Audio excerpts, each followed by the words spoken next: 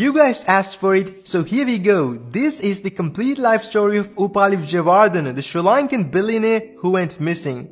Upali was born in 1938 for a wealthy family in Mathura, and his family was also relatives with President J.R. Jayawardena.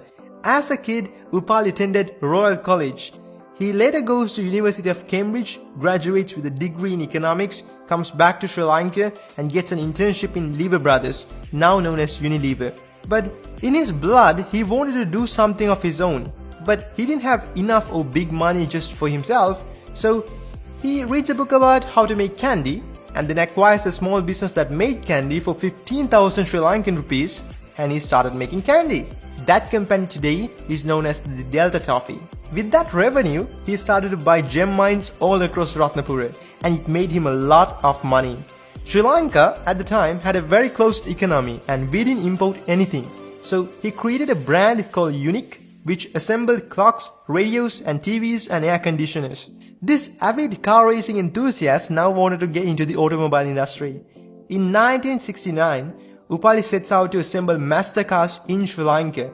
He built a factory in Homagama and later creates his own car, the Fiat 128. Japanese cars were much cheaper and reliable. So eventually his car company had a falling out, but he created Upali Aviation, which is Sri Lanka's first domestic airline and helicopter service. Upali goes to create a new brand, and that brand is Candos Chocolate, which was a very instant hit in Sri Lanka. He came to fame now as the... Later he even goes to buy 14,000 acres of cocoa in Malaysia and makes it to the top richest people in the world. In 1980, he signs the most vital agreement to boost Sri Lanka's economy. He flies to Silicon Valley and meets with Motorola and 5 big tech company CEOs and signs an agreement to make computer chips just here in Sri Lanka. And then the war started. A lot of bombings happened all around the country and the agreements got cancelled. Then later he was in the process of opening giant offices in New York, but in 1983, Upali's private jet went missing on air when he was on his way to Colombo from Malaysia. So how did his jet went missing?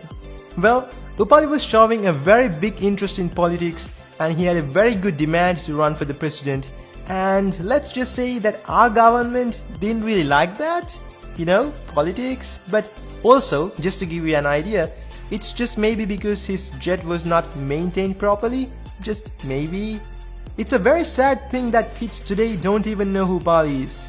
And it's a great tragedy that school textbooks don't even cover his story. But you know what you can do? Follow me for more stories just like this.